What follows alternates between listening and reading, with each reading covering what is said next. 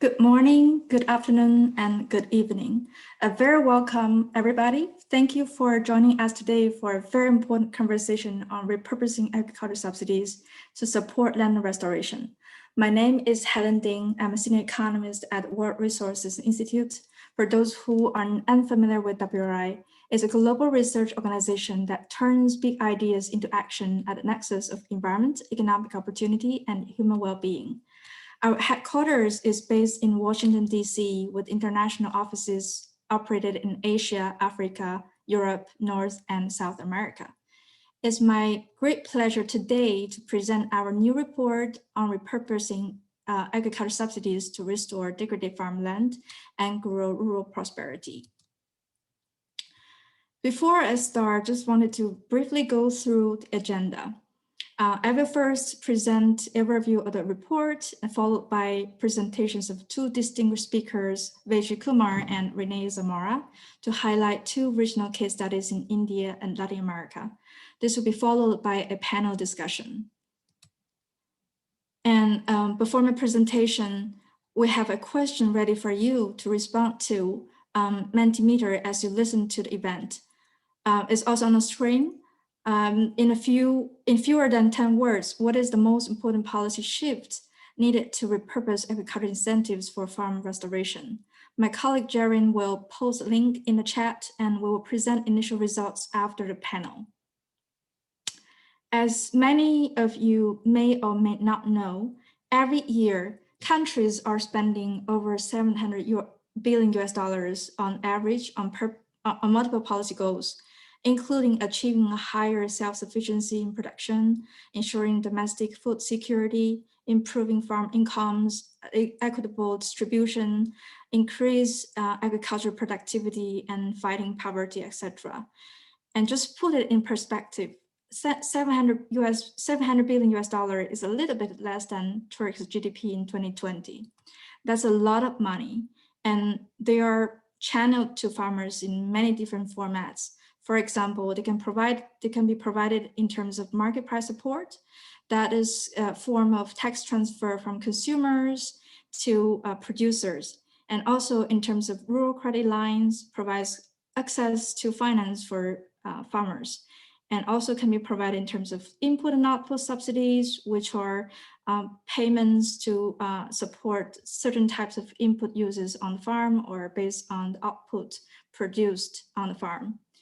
Over the years, developed countries have already been gradually shifting from market price support policies that are tied to production to environment-based payments that are encouraging more sustainable farming practices. And thanks to all the policy support in the past, modern agriculture, notably since the Green Revolution, has enabled us to produce food at productivity level that is unthinkable in the past. Between 1960 and 2000, yields for majority crops have increased dramatically for more than 100% across all developing countries. And by 2015, global agricultural production has tripled, with positive impacts on food security, economic growth, poverty reduction. However, all of these achievements comes at expense of nature. For example, supporting a fewer number of high-yielding crop yields varieties like wheat, reduced farm biodiversity and resilience to nature disaster. An excessive use of chemical fertilizers has also led to soil degradation and groundwater pollution, which create a lot of environmental problems. And large-scale conversion of forests to agricultural use has also turned carbon sinks to carbon sources. All of this together has eliminated 23% of the global land productivity. Agriculture subsidies sometimes make the problem even worse, as they encourage inefficient use of fertilizers and unsustainable expansion to nature ecosystems. In contrast, incentives to encourage the production of more sustainably produced land-based commodities are often very low or non-existent. So how have agriculture subsidies been performing? Have they been able to deliver on the lofty policy goals? Well, we reviewed case studies around the world and found that agriculture subsidy spending in many cases did not lead to poverty reduction and also improvements in productivity, largely due to excessive use of agrochemicals that led to serious land degradation. In Indonesia, government subsidies have even provided to oil palm industries that didn't really support productivity improvement, but also it supported deforestation and disproportionately benefited large producers. But the future doesn't really have to look like the past. Governments can both help farmers and work toward their climate and biodiversity goals. One key way to do so is to remove harmful farm subsidies and redirect underperforming ones to support sustainable farming practices that focus on restoring soil health and ecosystems. In many countries, deeper governance problems exist, and reforms are needed even before repurposing subsidies for farm restoration. That process will certainly look different for each country, and we will hear more about this experience in India and a few others in Latin American countries as well. But globally, about 420 billion US dollar spent in net transfer every year that are earmarked for various agricultural support programs could be repurposed. If just a portion of this were shifted to support restorative and regenerative agricultural practices, this could help address the 300 billion US dollar finance gap for land restoration.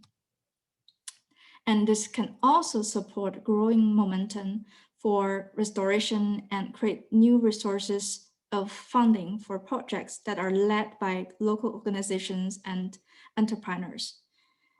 And there has never been a better time to embrace this vision for healthy farms because of the UN Decade for Ecosystem Services. Although at the moment we don't really know how many hectares of land are under restoration, self-reported data is showing some positive progress in Latin America. Their partners of Initiative 2020 has stated that they have protected and began to restore 22 million hectares of land since 2014. And in Africa, the Great Green Wall claims to have already begun to restore over 18% of the 100 million hectare objective.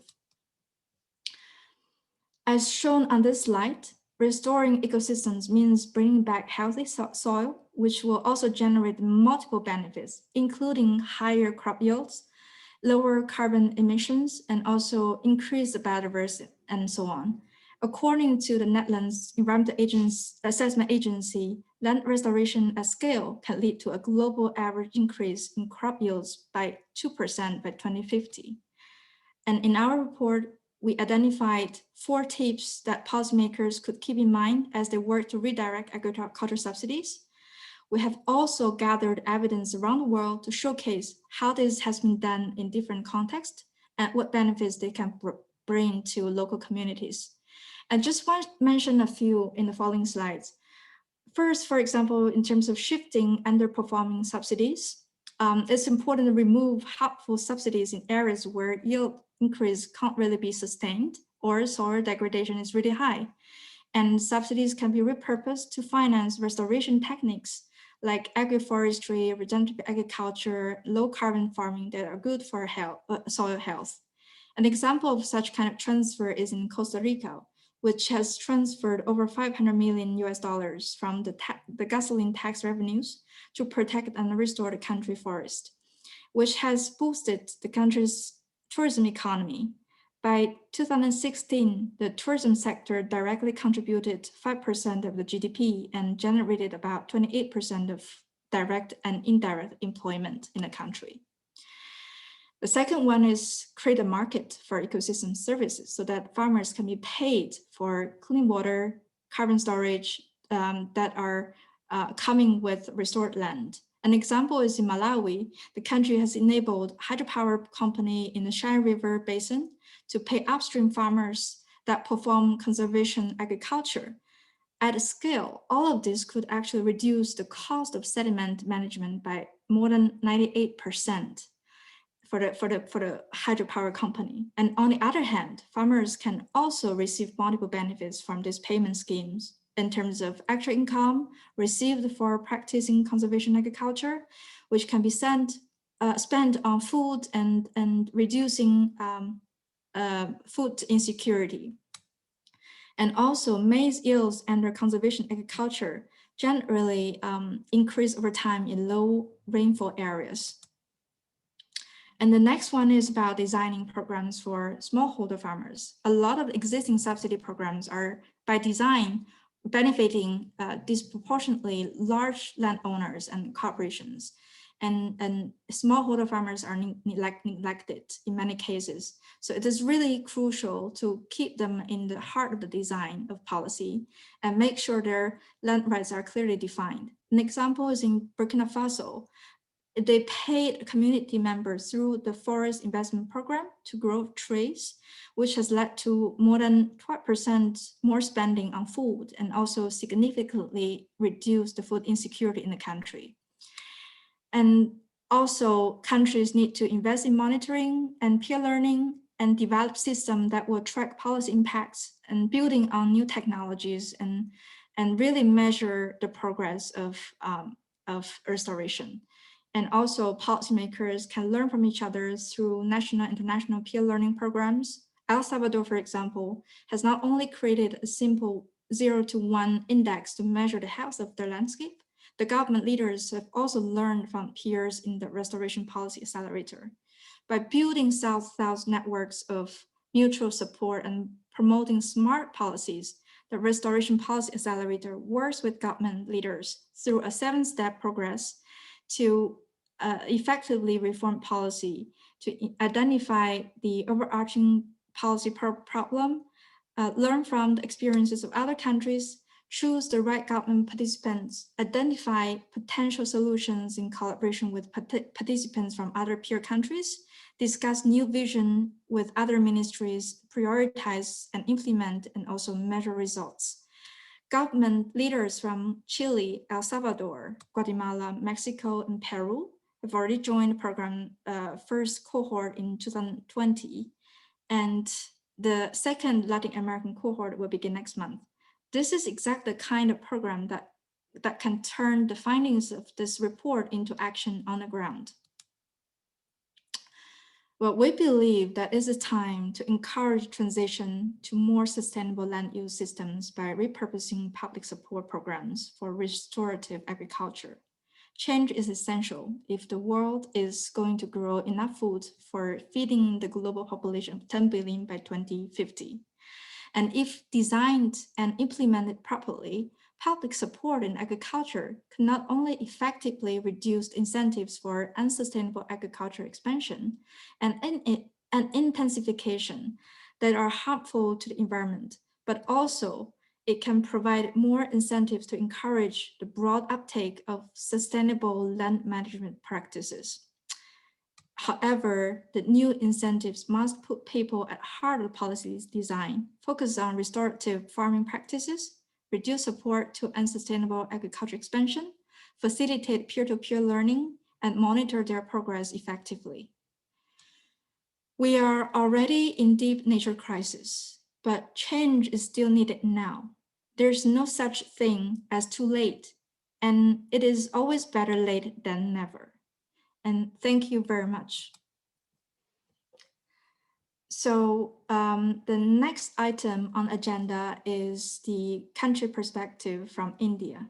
And I'm thrilled to have our distinguished guest speaker, Vijay Kumar, with us today to provide his highlights about agriculture subsidies from India. And Vijay has directed India's National Wastelands Development Program and the National Rural Roads Development Agency. He was also permanent secretary of Ministries of Mines and of Rural Development. He is now distinguished fellow at Teixeira, where he mentors younger colleagues and helps coordinate policy work related to resources and SDGs. He's also the India lead of the Follow Coalition. Now, without further ado, Vijay, welcome, and the floor is yours.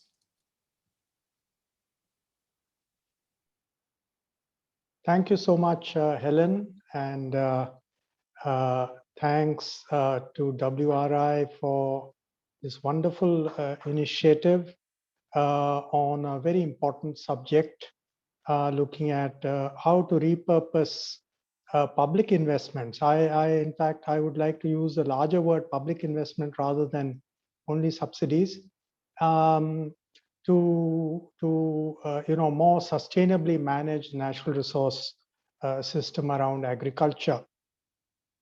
Coming to the Indian context straight away, since I have only 10 minutes and India is a large country. Coming to the Indian context, as I suspect is the case with many other developing countries, the subsidy kind of system operates in terms of subsidizing water, subsidizing power for agriculture, and subsidizing inputs, including fertilizer, as Helen mentioned. And also in the case of India, and I think in many other countries, subsidizing the farmer in terms of the price that he gets for his produce, which is more a kind of safety net to ensure that seasonal prices do not drop and farmers are not in distress. But there are many implications of that. I will come to that.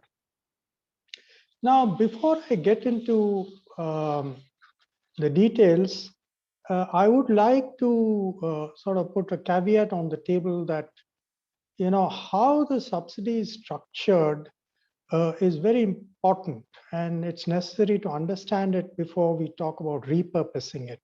Some subsidies are repurposable, and some subsidies need reform, as I think Helen rightly mentioned.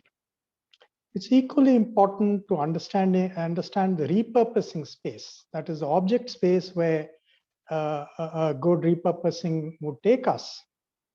And of course, the repurposing must address the felt needs such as afforestation, land restoration, water quality, sustainable agriculture, climate resilience, and importantly, livelihoods.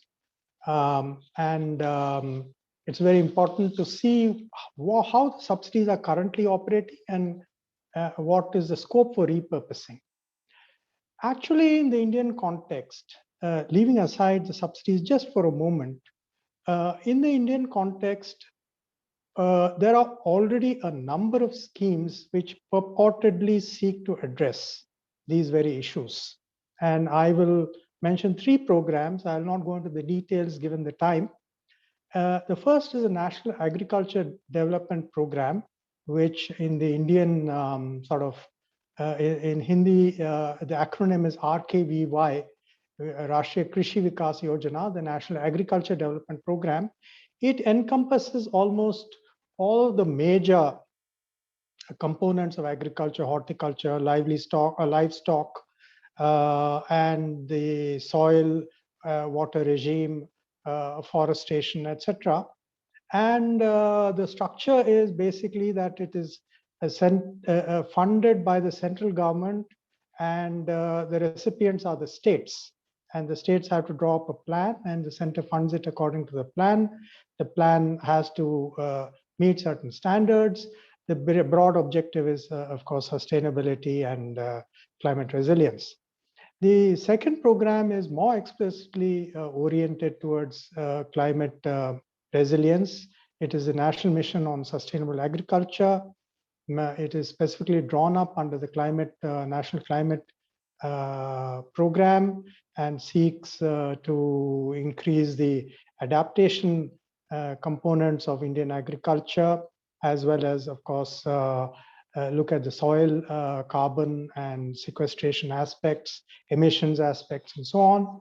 And the third major program is the National Prime Minister's Irrigation for Agriculture program, which seeks actually to look at the tail end of the large irrigation schemes to improve the command area, to introduce micro irrigation, precision irrigation, and also to incorporate watershed programs into irrigation in order to improve the groundwater regime. So this is the current system within which the subsidies operate. And so in India, really, we need to see to what extent the subsidies as they operate are in furtherance of these objectives, to what extent they are misaligned, and to what extent they are in fact perverse. Now, let me take up the 4 subsidies one by one. The 4 major subsidies I mentioned, that is water, power, fertilizer, and agriculture prices. Now, the first 2, water and power, are actually administered at the state level. This is because India is a federal country. There's a division of subjects, and land, water, etc., are actually with the state governments. And so the central government does not have a direct role. And over time, the states have evolved their policies and subsidies. And the water subsidy, though it's called a subsidy, it's not really a subsidy in a technical sense, and I'll tell you why. The subsidy operates by through the system of very low water use charges. And in fact, even those water use charges are often not collected, so it's free water. So that's the extent of the subsidy. But there is no budgeting for it, and therefore, even if this subsidy is stopped, it's not that there is a saving to the government which can be repurposed for other purposes. And in fact, the way the states really manage the subsidy is by then lowering the standards of irrigation, by cutting down on maintenance and operational costs and so on.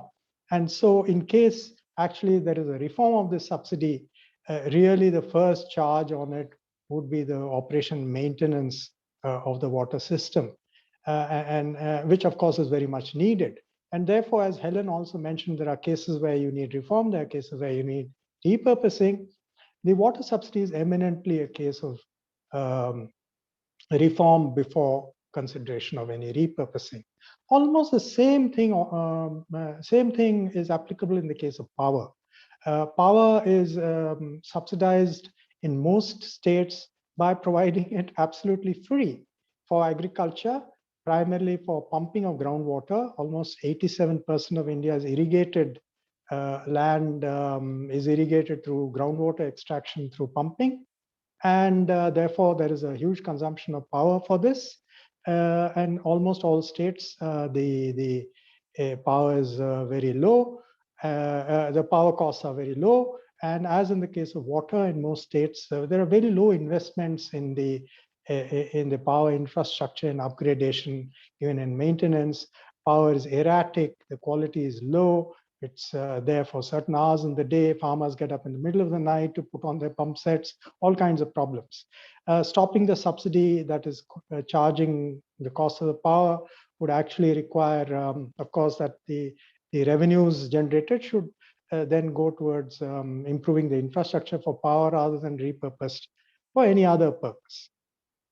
So these are the 2 state subsidies and how they are currently structured and what needs to be done to them in order to improve matters, to ensure that the natural resources are used purposefully and efficiently with minimum waste.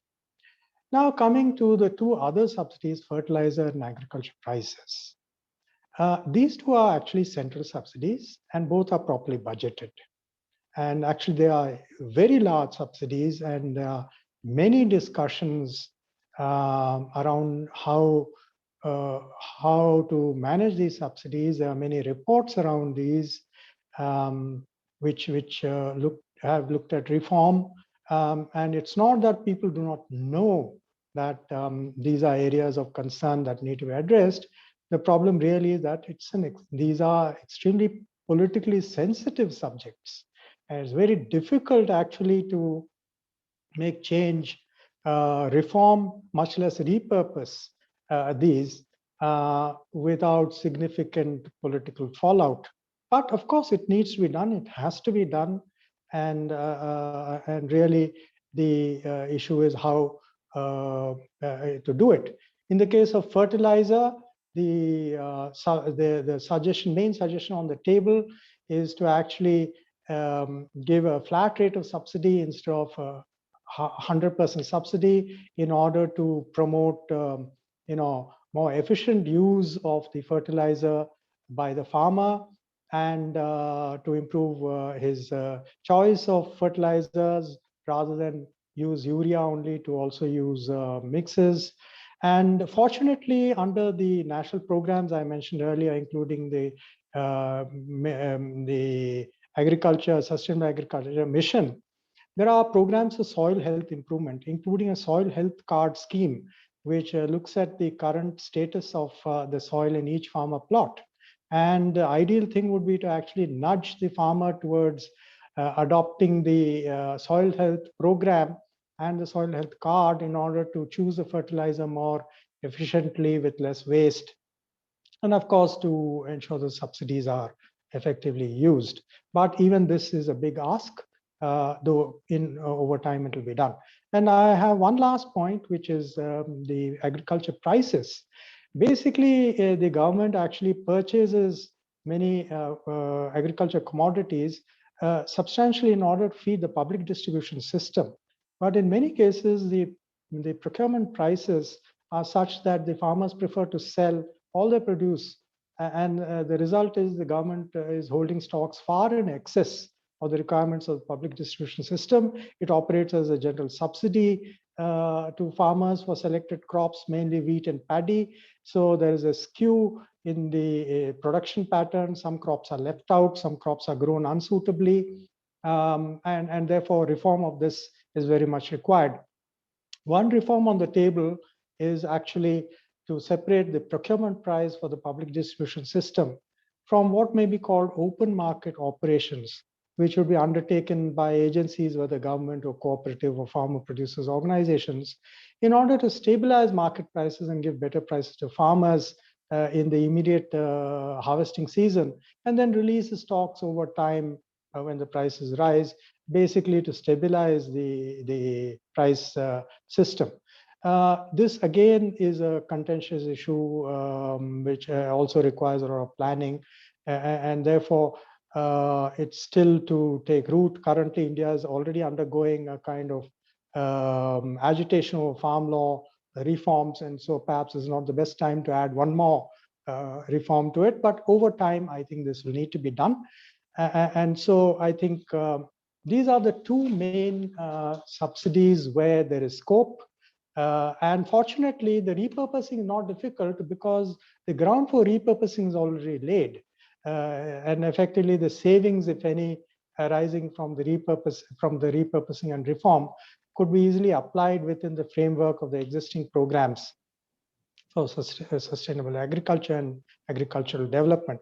So I'll stop there because I think my time is almost up. And thank you very much for this opportunity. Thank you so much, Vijay. I mean, this is so helpful. A lot of very useful insights for us to improve our paper later on. And I think a lot of people think that it's really, subsidies are very obvious, but sometimes, as you have presented, there are a lot of hidden subsidies that we're not aware of. So I think there are a lot of things we need to do further.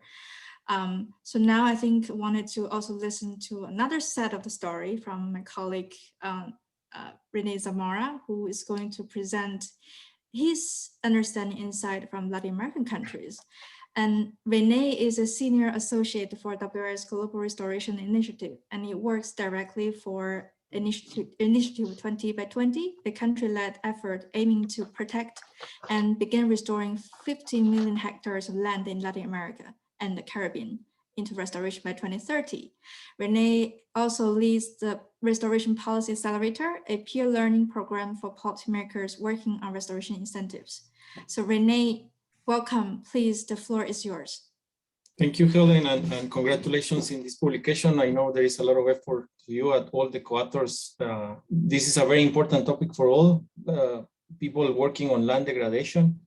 I'm going to share with you some of the opportunities, learning opportunities that we had in 20 by 20 by working with the countries on this specific topic, which is land degradation and incentives, especially agricultural incentives in this case. And just let me start by saying, we are in difficult times. We have land degradation is a systemic problem. We need a lot of sectors to be aligned in order to find solutions. And usually what happened historically in many countries in Latin America is that the incentives have been very sectorial: agricultural incentives, forest incentives, even conservation incentives separated. And what we realize now with this landscape approach, or trying to understand that we need to conserve, we need to restore, we need to protect, but we also need to maintain agricultural productivity, produce the food we need. We need to balance all those needs, and we need to have some trade-offs. And in order to do that, we need some alignment. Based on that premise, we have some examples here. El Salvador, it's the small country by area in Latin America.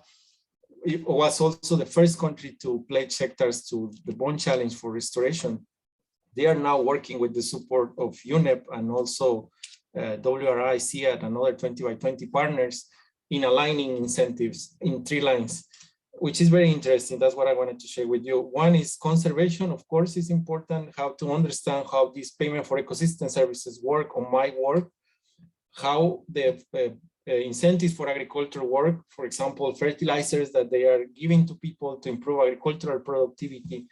And then they add the other part, which is what I found very innovative, which is vulnerability. How we align also the areas and prioritize areas that are high risk for landslides, for floodings, in order to make a systemic package for incentives. They are working on that right now.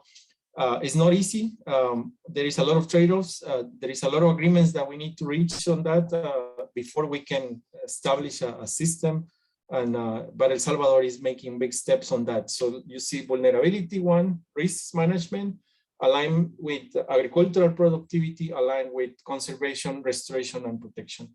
Not easy, but I think it's a first step to align this program. And as I say, UNEP and others are supporting this great effort. Other country that is very interesting that have some history on shifting incentives in agriculture is Chile. They have a program that is called the System for, they call it restoration of soil, degraded soil. And that the main component of the program is soil. You know, if you don't have soil and water, of course, you cannot grow many things. So soil is very important. There is high levels of erosion in Chile, historically, because of the conditions. And that program is basically trying to understand how we can improve farmers to manage soils better. They start first by giving fertilizers. This is a short-term solution to improve productivity, as you might see in the paper that Helen is now launching today with the co-authors. But then they start moving to long-term solutions. You know, let's try to start with that because the needs are immediate, but then let's try to find ways to be more sustainable in the long term. And in that sense, they are introducing some new techniques, of course, cover crops, for example, like crops that can improve the fertility of the soil without, you know, having to put these chemical fertilizers. They are doing other things too, conservation of soils, especially in steep slopes, and also integrating that with water now, which is another component that we need, you know, how we can balance the water needs with the soil needs, which are all important for agriculture, for people, but also for cities and communities, especially when we reach levels of scarcity.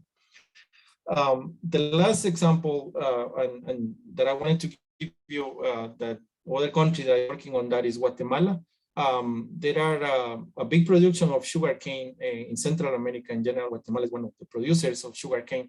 And if you have the opportunity to see a sugarcane plantation, it's a grass, no? It's a grass that grows tall, and you cannot put any cover on that crop because then it won't grow, or it won't grow fast. So what are the activities we can use to introduce some more diverse ecosystem in some of those monocultures that we have, and we have many in agriculture?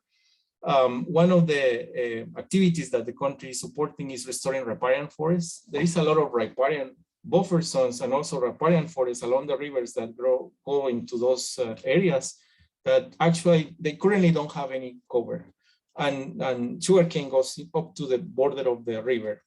What they are doing is trying to restore that because they start to realize that if they restore by putting trees, they mitigate floods, and that flood mitigation at the very end helped the productivity of the sugarcane to not go low. So that's a win-win. That's when a public benefit becomes a private benefit. Not all the time we have all these solutions, but of course, we need to find the balance, and that's again to these three examples that I show you, how the complementarity between incentives, I think, should be one of the priorities. Of course, the balance of conservation, protection, and restoration needs to be there. Not all agricultural productivity will be improved by putting trees in there. There are techniques and there are activities in agriculture that don't tolerate sun, the shade of the trees, and we need to find a balance on that. So just want to finalize with that. Thanks for the opportunity to be here, Helen, and to continue with the program. Thank you. Thank you so much, Renee. I mean, I'm really excited to hear you're looking also for long-term solutions. As we're talking about reforming subsidies, especially agriculture subsidies, sometimes it sounds very scary, especially for the short-term benefits for farmers. But we also realize that sustaining nature is quite important for long-term food security and also farm income. And that also offers a very good segue to the next item on the agenda. We will have a very good panel, and it consists of a very diverse panelists. So I will just turn it over to my colleague, Ed Davey, who is going to moderate the discussion from WRI. And Ed is International Engagement Director of the Food and Land Use Coalition, a global initiative to transform the world's food and land use systems. In this role, he's responsible for ensuring that coalition delivers real impacts on the international stage. He serves as an advisor to the UK COP26 presidency's nature campaign, also to the Secretariat of the UN Food System Summit. And without further ado, Ed, please, the floor is yours. Thank you so much, Helen. Thank you, colleagues, for those fantastic presentations. And thank you all so much for joining us. We've got another 45 minutes or so, and we're going to whiz through a really good panel discussion. And then we're going to close with our good friend, Isabella Teixeira, who herself was a Minister of Environment in Brazil, and who's going to share with us her perspectives on how you deliver this kind of agenda in her country, or in every country. For our panel, we're going to start with AJ Veer Jakar to share a few reflections. AJ is a good friend. He's a citrus farmer based in village Maujar in Punjab, India, and he's chairman of Bharat Krishak Samaj, the Farmers Forum of India, which was formed in 1955 as a non-political, non-sectarian association of farmers advocating for farmer prosperity. AJ is also a distinguished ambassador of the Food and Land Use Coalition.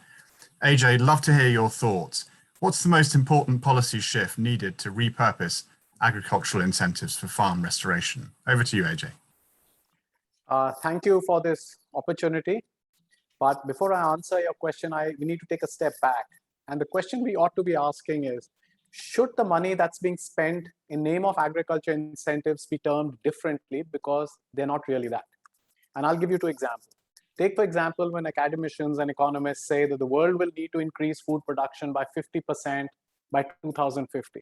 Most people generally take that as increasing production, increasing the food that needs to be produced, but we tend to overlook that halving the 30% of the food wasted and lost, we don't need to increase production by 50%. If we shift away from eating so much red meat, we can reuse around 25% of the freshwater supplies and the land that's been used for growing and eating beef.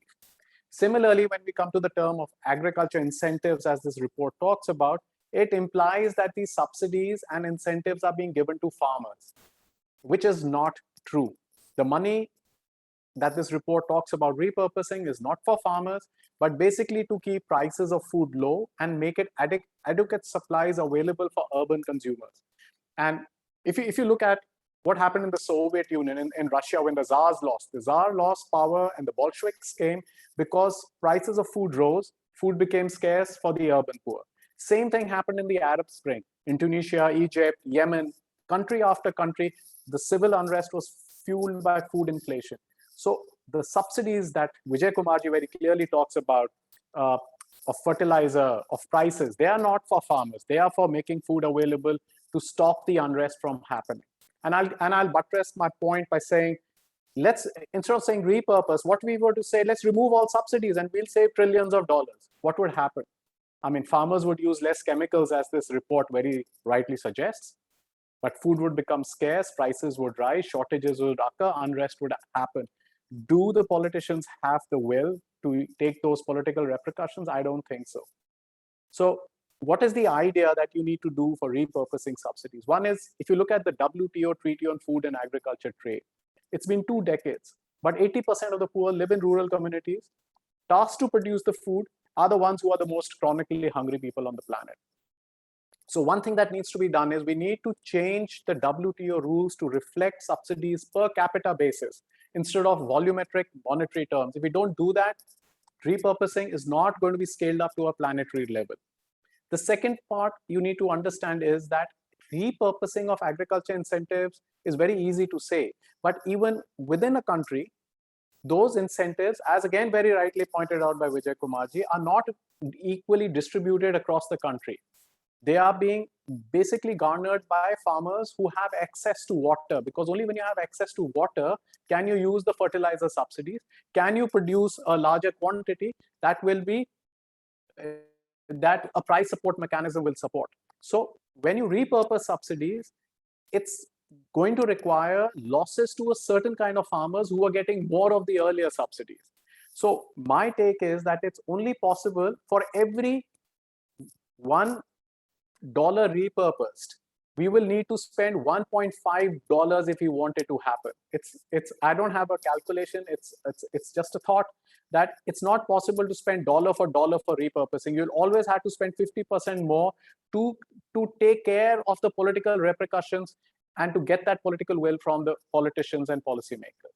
And we definitely, the last point I would say is we definitely need to first develop and design a compensation matrix to adjust the financial loss to individual farmers when designing repurposing. Till we don't do that, this is just a wordplay. And I'll come back later when the question answer comes. Thank you.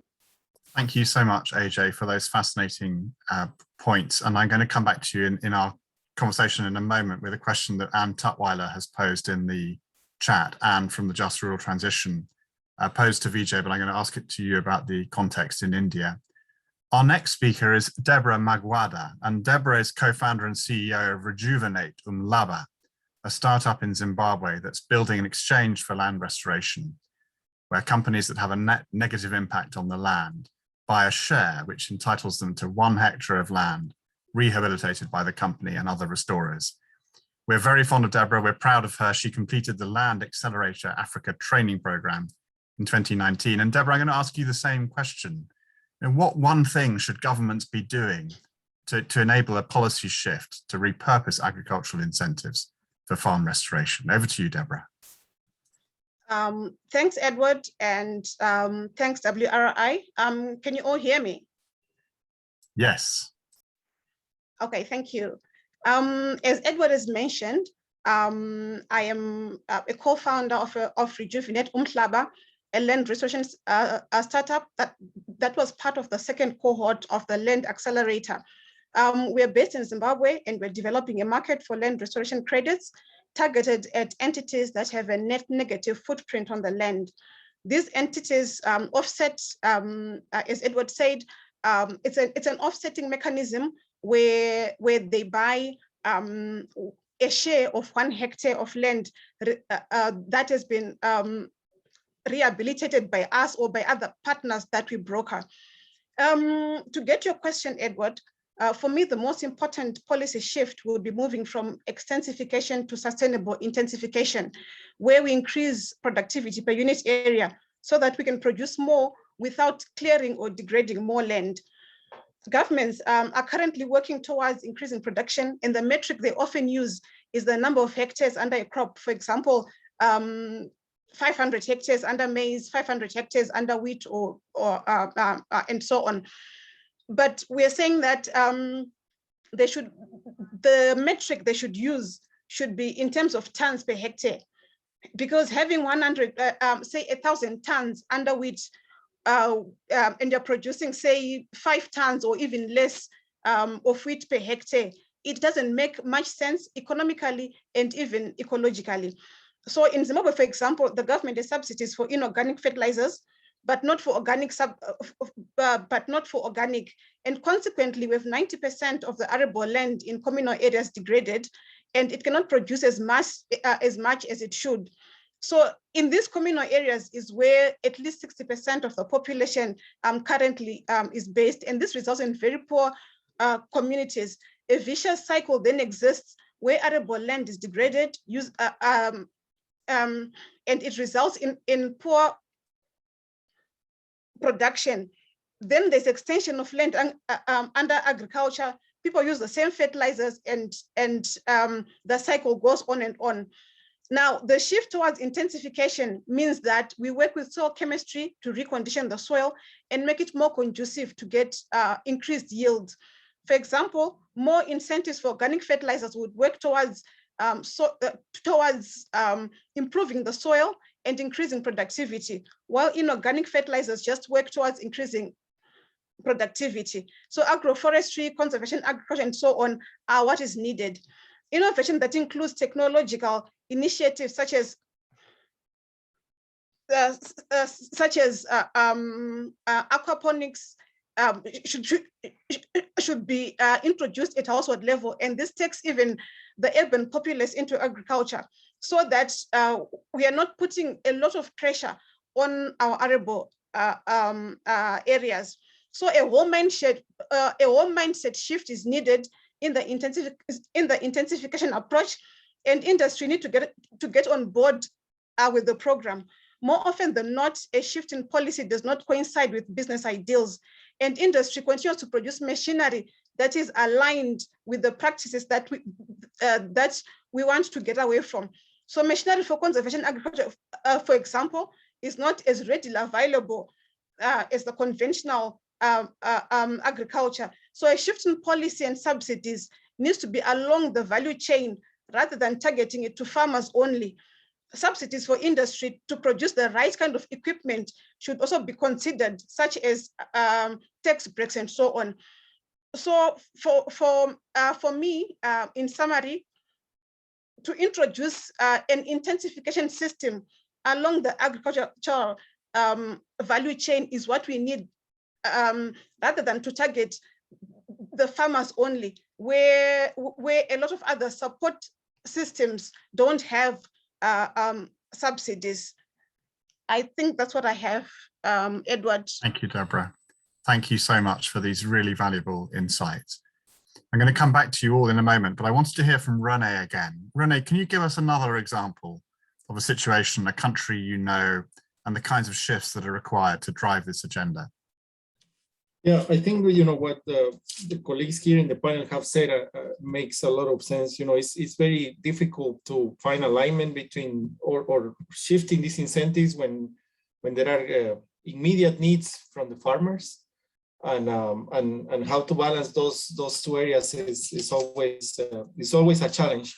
But you know, one of the things that I have is, again, which I think is key, is, you know, how we can understand. We have a lot of laws in many countries, and those laws support many incentive programs in agriculture. Laws in general, when you see them, are very general. The language they use, because the scope is very general. But what makes the law operational is the regulation that is behind the law. And the regulation is not it doesn't require approval from Congress, because the law is already approved, but it's more technical in nature. If we try to revise those laws and then try to find some technical aspects that we can change, we might have some impact in these incentives without having to change the law, which will require political leverage there to achieve. So that's our hypothesis in the policy accelerator that we are working with, and we have seen some of that. Just to give you an example, for example, there is a law in Latin America that says you need to protect soils to improve productivity. That's what the law says. This law is for this, but it doesn't say the technicalities. So you have a lot of room to say what is agricultural productivity, how you can improve that agricultural productivity, which is probably beyond of just adding fertilizer as a short-term solution. That doesn't mean that you don't need to do that. You need short-term solutions, but you need to balance that with more long-term strategies. So that's one of the areas that I think we can look at that more in detail, because as I say, many countries, at least in the context of Latin America, laws we have in abundance. We have a lot of laws, but the regulations are the technical parts. In some cases, it could be improved for these incentive programs.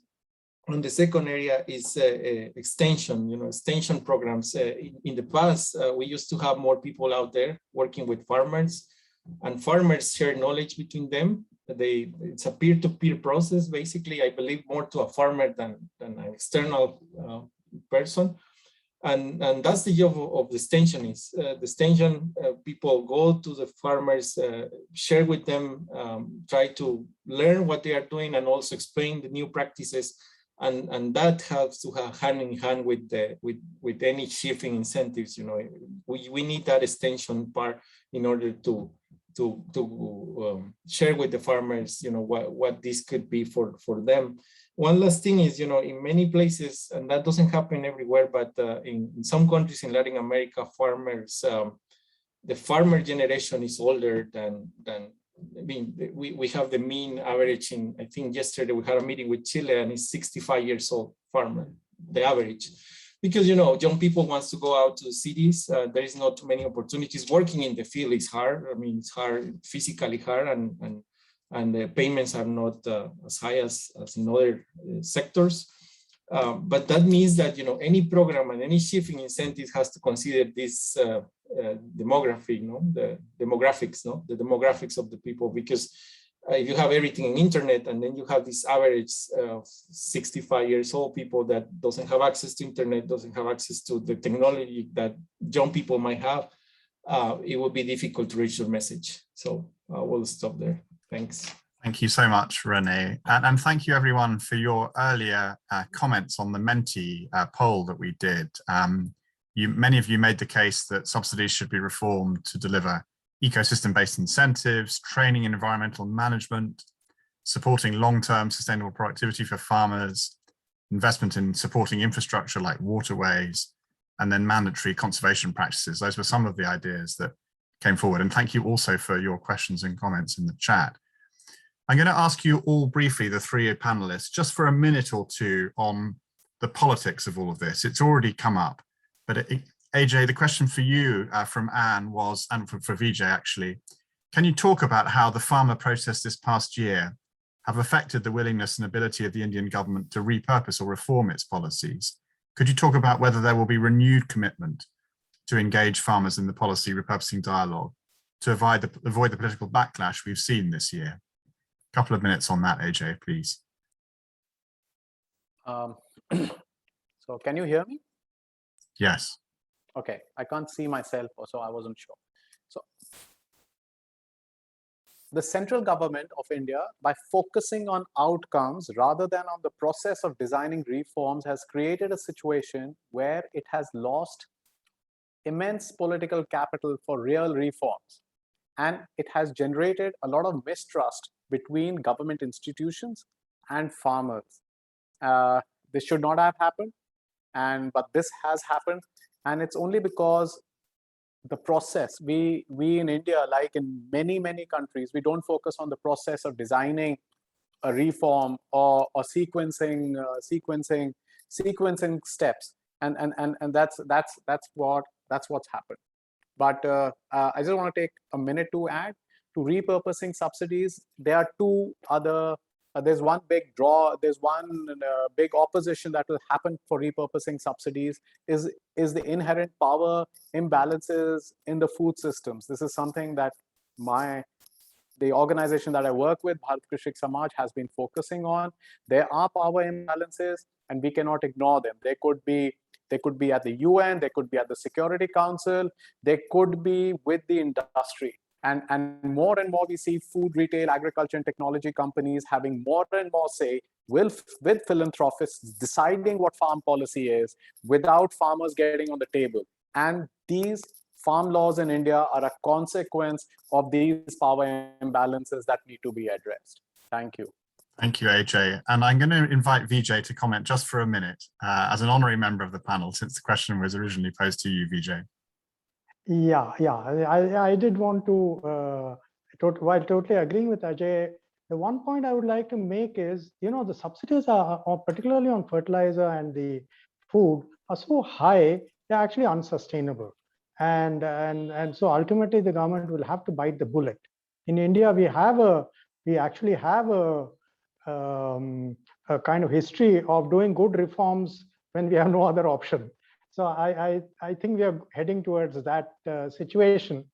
Question is whether we still will choose the right option, or we may make mistakes in that. I am optimistic, and I believe that there is a possibility that we may choose some right options. But it's a long thing. It can't be done in one go. It may have to be incremental over time. Yeah. Thank you, Vijay. Deborah, I'd like to ask you the same question, if I may, about the political context in Zimbabwe. How do you think a reform agenda can best be pursued in Zimbabwe? And there's a question from Stephen Waruru in the chat. Is there a place for subsidies in parts of Africa or in the African context where farmers face so many challenges? Thanks, Edward, for that. I think there is a place for subsidies. If we look at the poverty levels in Africa, you find that a lot of people actually cannot afford.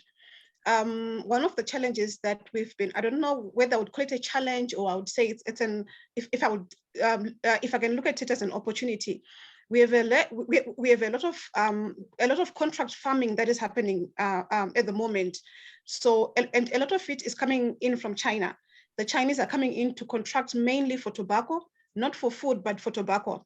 And so you find that in many growing seasons, after selling the produce and so on, there is usually a deficit that is left with the farmer. And in that instance, it means that there's a lot of opportunity for subsidies in Africa. But I think it's more a matter of they have to be context specific in order to suit the people that they are targeted at. And as I mentioned earlier, subsidies without a supporting structure really would do more harm than good. And when I'm talking about the supporting structure, I'm talking if you're going to put in subsidies for intensification, for example, or for increase in productivity, we want to put in appropriate machinery that supports the kind of agriculture that we're supporting. If we're supporting conservation agriculture, agroforestry and so on, we need to have supporting machinery, because the conventional machinery is not suitable for whatever initiatives we want to do. So subsidies that have a supporting system would work very well, and there's a huge opportunity for that, in my view. Thank you, Deborah. And Renee, let's turn our minds to Guatemala for a moment. What are the reform agenda and the politics of this transition in Guatemala? Just a minute or two. Yeah, so just really quick, one of the things that the government is doing right now is, especially agriculture and environmental sector, is reaching finance. We tend to work in silos, as I said, and finance is the ministry that decides how to allocate the budget. And in so many cases, they see subsidies as a cost because of the short-term effect that they have and the permanence that they need. Because like the fertilizer case, you need to keep every year, every 6 months giving that. But we need to find a way to make them an investment for the government. And that's, I think, the case of how finance will value more this shifting of subsidies. If we can find ways to create, let's say, sustainable value change around these incentives, how we can provide resources to the farmers, but then at the same time creating a value change that allows the farmer to maintain that after the subsidy is gone. And that's, as I said, not easy, but I think it's a way that in Guatemala and many parts in Latin America, it's a challenge. But again, finance, how we reach and how we convince finance ministries and ministers that they don't really know much about agriculture or restoration of forests, to understand that and to see this an investment more than a cost. Thanks. Thank you, Renee. AJ, a brief comment from you before we move to our last speaker. I just want to add one point. Repurposing incentives is not enough to save the world. Till consumers don't pay more for food they eat and till they don't change the choices they make, we are doomed. Consumers need to pay more for food. That's it.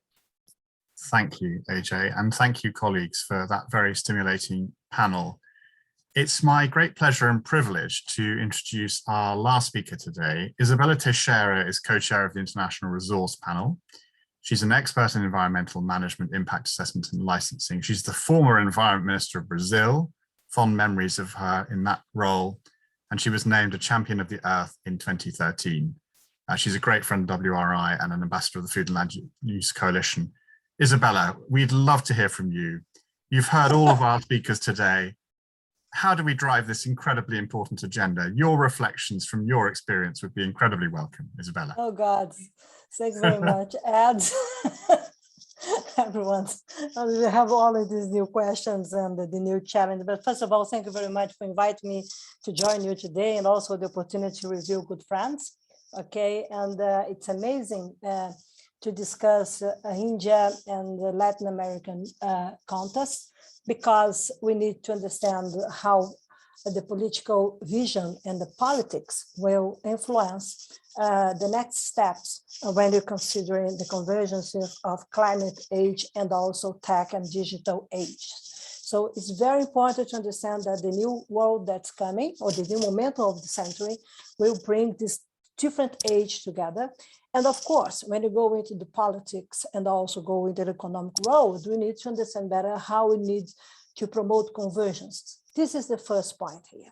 And when you discuss subsidies and incentives, as we have been discussing here, we need to understand what is the picture that we have today, as we have explained here, with different, really different contexts, different realities. And when you go, for example, as my friend Vijay explained, in the reality, even when we go bring conservation and the water and the role of power in irrigation, we need to understand, consider the climate risks, the natural risk, the future, how you can convince people to move to the future, but makes sense that we need to be able to stay behind, what needs to stay behind, considering the degradation that we have today around the world, or the global environmental issues. This is the first point here. It's important not only to discuss leave no one behind, but to discuss what must stay behind.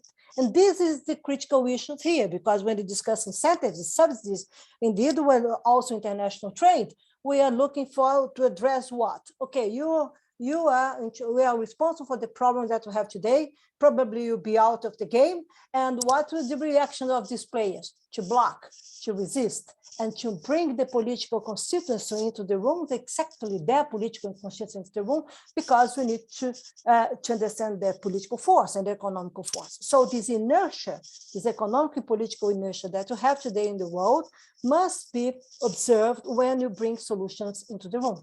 Okay, and this means that, in my opinion, we need some strategic player or partners like the farmers. The focus must be on the farmers. Okay, and this is all we need to understand the role, the new role that the farmers should play. Not only the small farmers, but also the agribusiness players, because agribusiness players used to share technologies.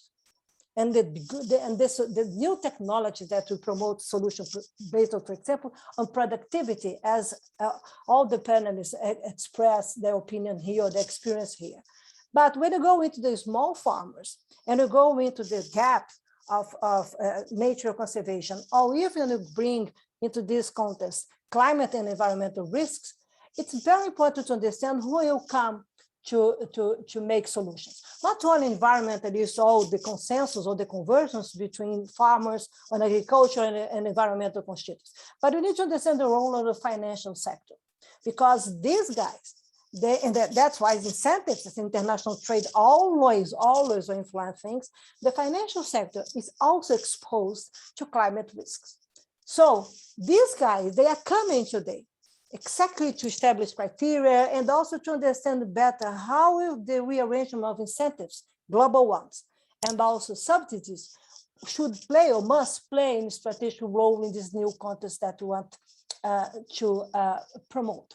It's more, in my opinion, is more only to address the new technology or low carbon agriculture, for example, as we have in Brazil, or the good experience that I have considered the green grants to address poverty eradication and also small farmers and forest preservation in the past, as we have in Brazil.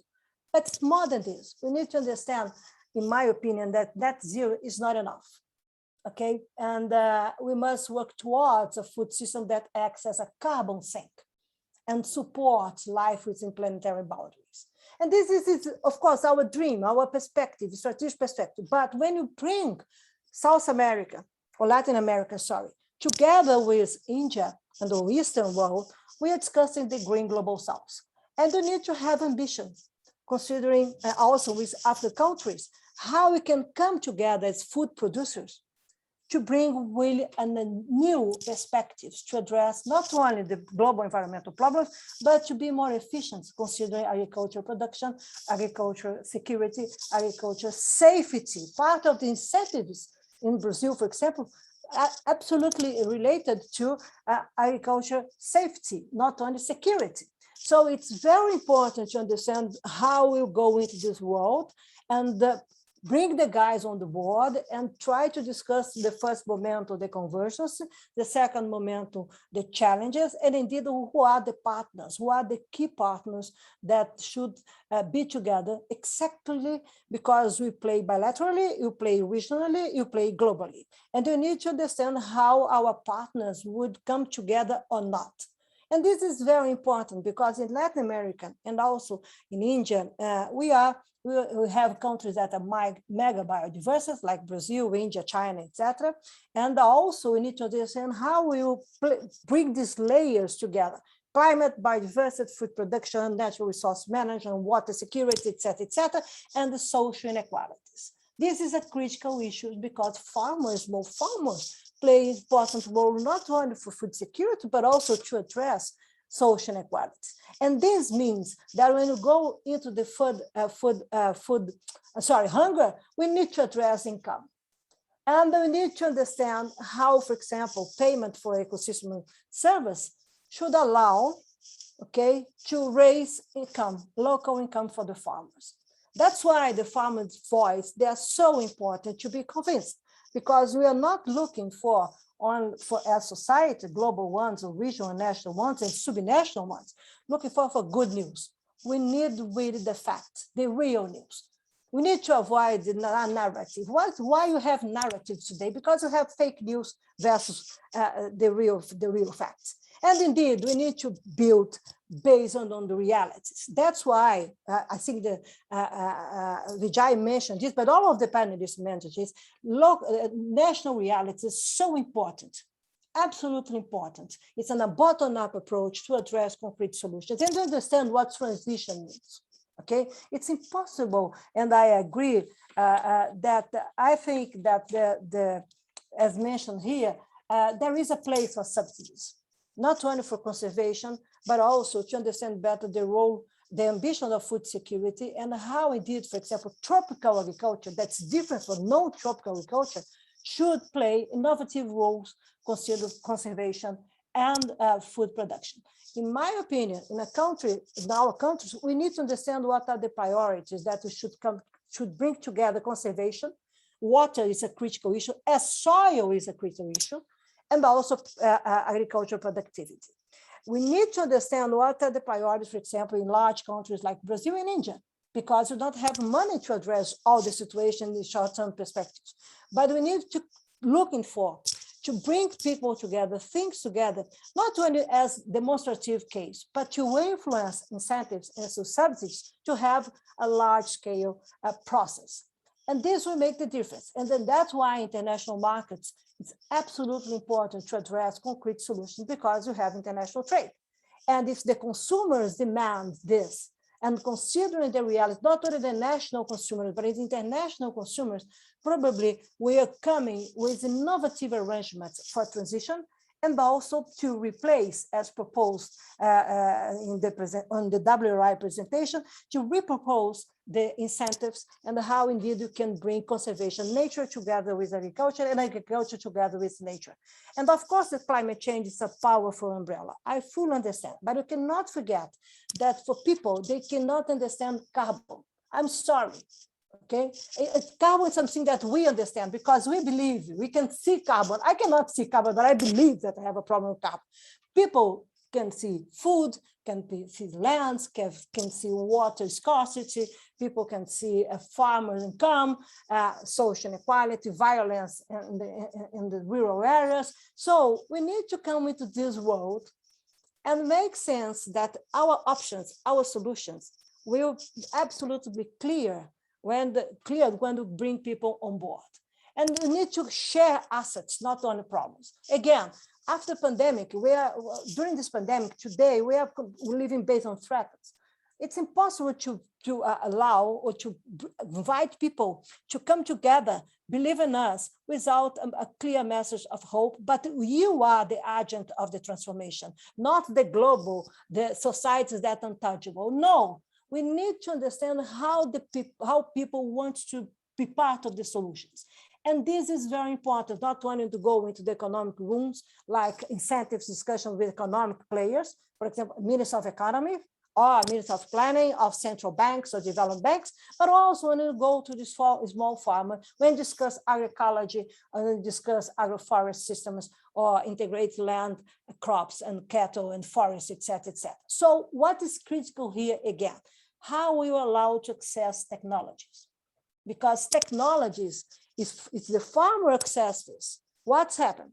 Probably he will expose why changes are so important and so well important, not only important for the global vision, but for their family, for their region, for their constituents. And this will make sense that because it is based on an affirmative solutions as our dependency is exposed to us, based on concrete realities that probably in Brazil, for example, is different when you go to Amazon region, when you go to Cerrado, or when you go into the Atlantic forest. We have different situations, and we have also national conditions like in Brazil, the forest code, and the obligation for the private farmers to preserve part of their lands or consider biodiversity and nature assets. So in Amazon region, a farmer there must preserve 80% of their lands. 80% of their lands, and nobody pays anything for this. So it's impossible to explain because it's important to save the planet.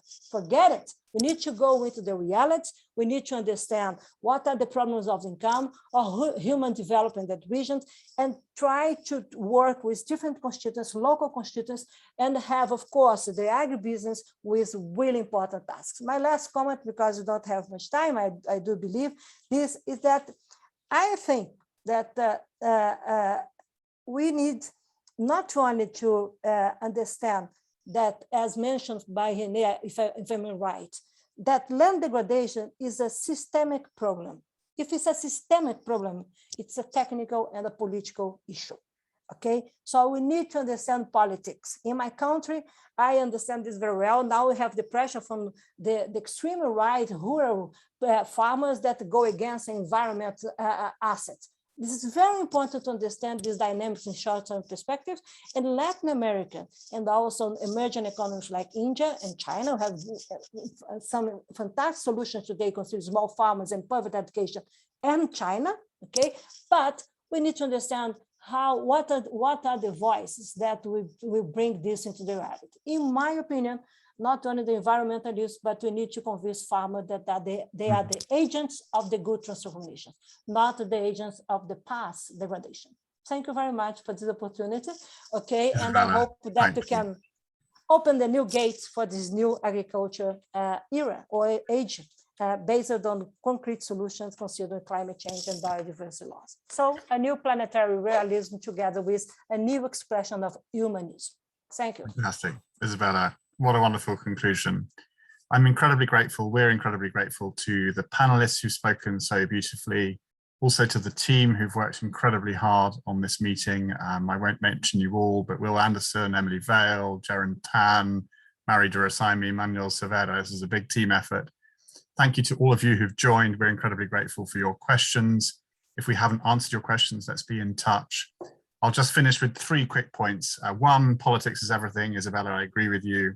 2, the voice of farmers. Farmers are absolutely at the heart of this. AJ, Deborah, we heard that loud and clear from you. VJ, if the farmers are empowered and at the center of this discussion, that's the right thing, but it's also the most effective way of making progress. And my 3rd and last point is there is an opportunity before us in the next few months to drive this agenda. The UN Food System Summit on the 23rd of September, and then COP26, 1st of November to the 12th of November. These issues will be at the heart of both of those processes. Thank you again for joining. Very grateful to you for taking the time. We will continue. Thank you. Thank you very much, Ed. Thank you, everybody. Bye-bye. Bye-bye. Thank you.